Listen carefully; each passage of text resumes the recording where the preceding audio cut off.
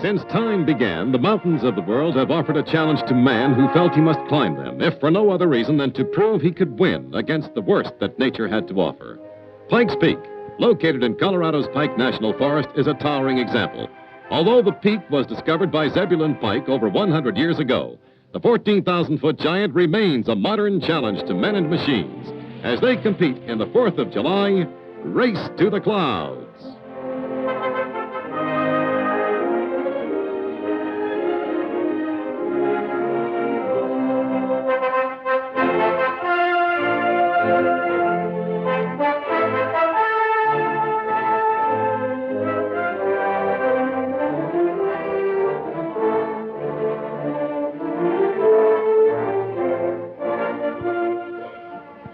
Smokey the Bear, representing the Forest Service, welcomes spectators and race drivers at the starting line, some 9,000 feet above sea level.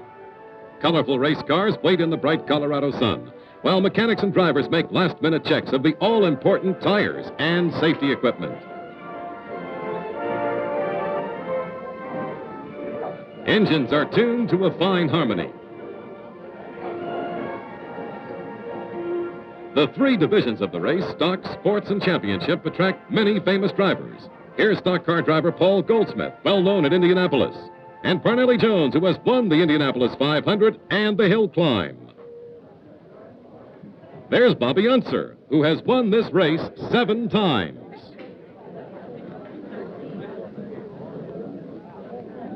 World-famous racing figure J.C. Agajanian slides under the wheel of the official pace car, which is completely equipped with Gates Airfloat Supreme tires. The Hill Climb Queen gives a wave, and off they go to clear the road. Thousands of spectators representing every state have arrived on the mountain the night before the race. The stock car division is ready to roll. Paul Goldsmith will be the first driver past the starter's block. The road's clear. Goldsmith digs out for the starting line. The official start is a quarter mile up the hill, giving the drivers a flashing, flying start in the race against time. The 12.5-mile course climbs over 5,000 feet and twists through 154 turns. The Pikes Peak Hill Climb is sanctioned by the United States Automobile Club and is actually rated the number 2 USAC race in the country. Definitely the number 1 hill climb. Rigid rules govern tire specifications and safety equipment. Each car is equipped with roll bars and has been stripped inside for maximum driver safety. Doors are welded shut. Here's Parnelli Jones, the second stalker out.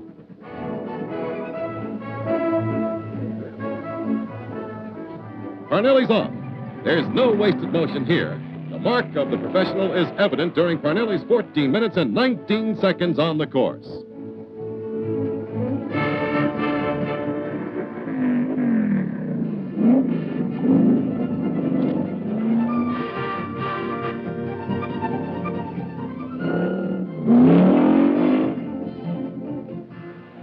Dick Sanborn from Cascade, Colorado gets away. The automatic transmission in his Plymouth has been the subject of a lot of controversy. It's the only one of its kind in the race, but Nick proves his point and slides through to finish 2 seconds ahead of Parnelli.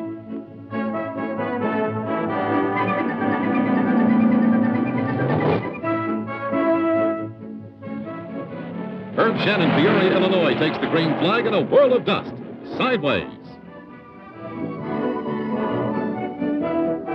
Notice how these professionals set up for each corner. They call this how to drift. They first turn away from the corner, then snap it back in for maximum torque out of the turn. Obviously, tires are of maximum importance here for traction and braking. Dave Pearson, Spartanburg, South Carolina. Other drivers call him the hot dog of the hill. Gets the green flag, and he's gone.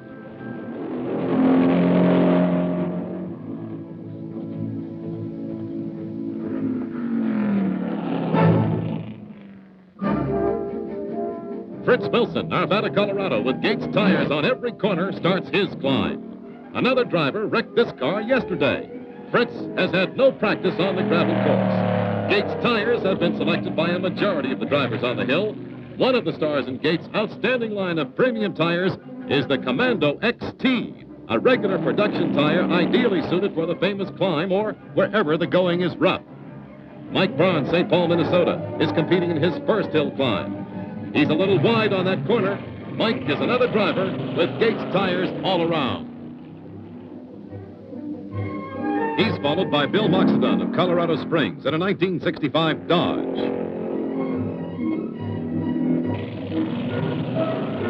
Jeff Tosser from Boulder, Colorado makes his climb in a 1963 Ford.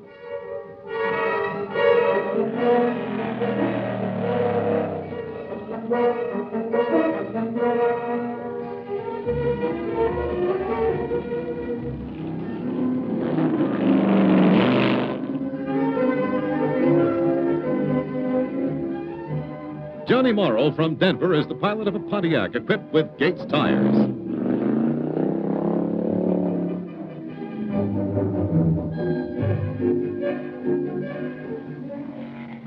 Good drift. Good rear end control.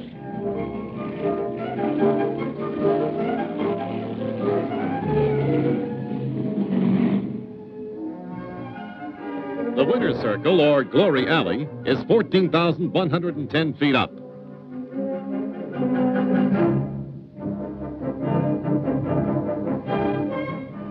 Winning stalker Nick Sanborn is all smiles. Sports cars are next. Bud Tingelstad, who has driven the Brickyard at Indianapolis, is on the hill for the first time. Bud's car, a Chevy-powered Arciero Lotus, weighs less than 1,400 pounds.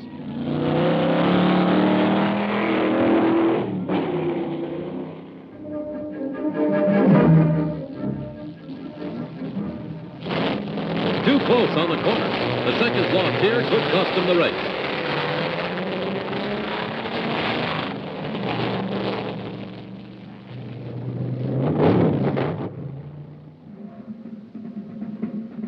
Ack Miller from Whittier, California, has been called the father of drag racing. He's won here at the Peak 5 times. Ack is his own mechanic. He tells the starting line officials to keep calm and cool.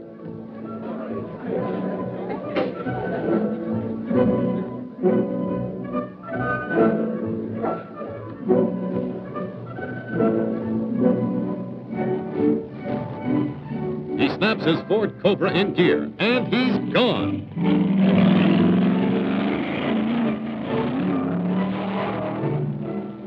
Ack's a professional. Beautiful control.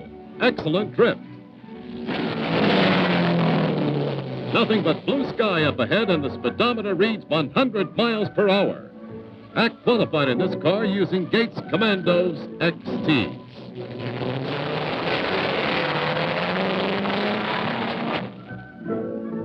Chuck Frederick is next in a Ford Cobra similar to Ack's.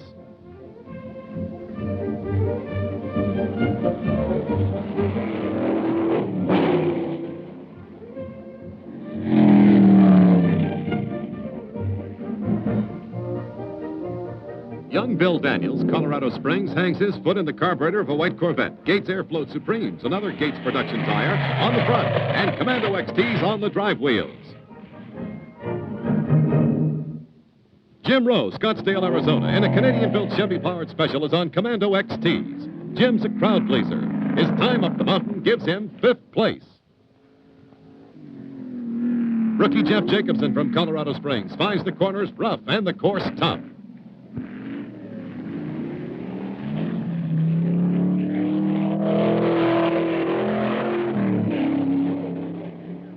The big championship cars are next. These are actually dirt track cars, specially equipped for the hill. That's dry ice. Al Unser's crew is packing around his radiator to control a heating problem experienced during practice. Al gets the good wishes of his uncle, father, and mother before he looks for the fastest way up in his Ford-powered Harrison Special.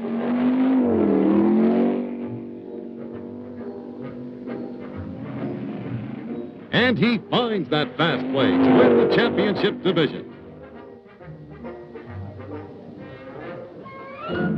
Charlie Lauderman, Colorado Springs, drives the birdcage car in which Al Unser won last year. This car cost nearly $40,000 to build. Wes Vandervoort combines Gates Commando XT tires. There's that unique tread design. And Gates V-belts to give him a competitive edge when his turn comes to go up the mountain.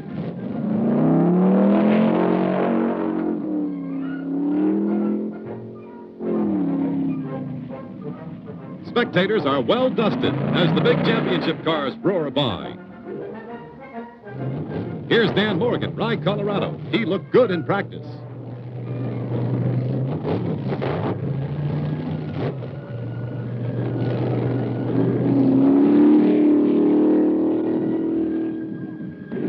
That Forest Service road sign offers a good advice to race drivers and tourists.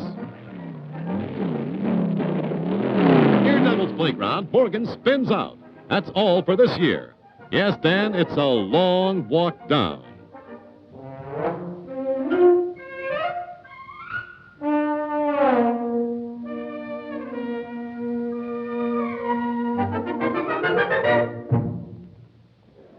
Ted Foltz, who has been on this hill many times, gets a good start, but fails to make the top.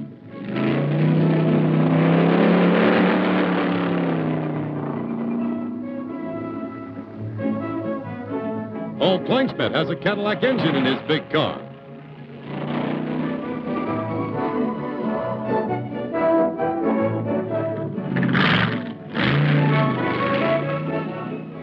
That's Paul going through the hairpin curves below Devil's Playground.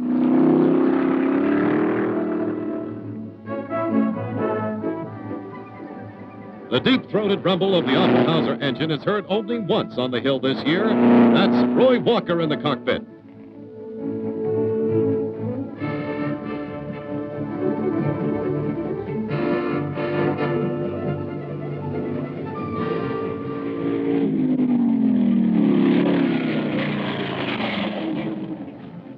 Following the Indianapolis trend, Orville Nance is driving a rear-engine car, and he boots it up the hill in 13 minutes and 44 seconds.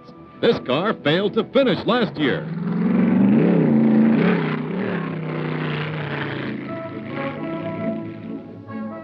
Next driver out in a championship car is Vern Root. He's got a Chevy power plant under that hood. Trouble on that turn. He lost time there. The old man of the mountain, Louis Unser, takes the green flag.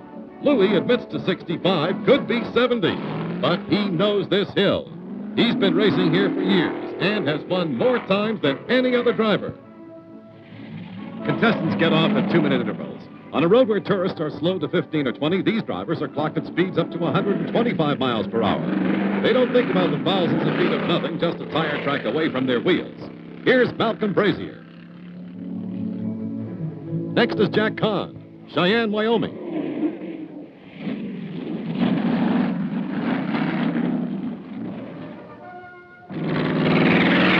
Then Bob Werner and Clark Yowell, both of Colorado Springs.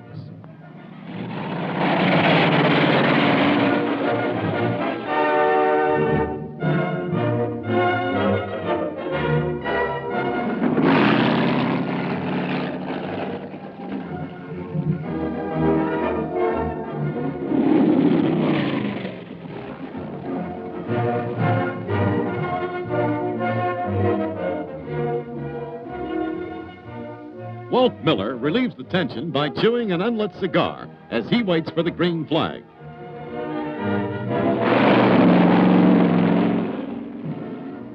That mask is protection against the dust. That's Bobby Unser, last year's winner. Bobby had bad luck in his qualifying run this year. He's running better today and wins second in the championship division.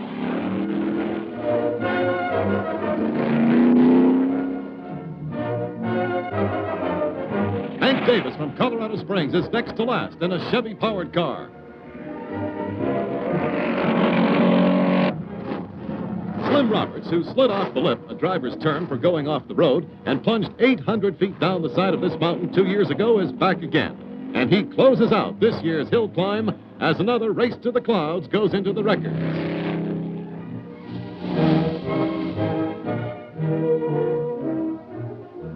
The Gates Rubber Company annually takes an active part in the hill climb, believing that its products can best be proved here on the roughest race course in America.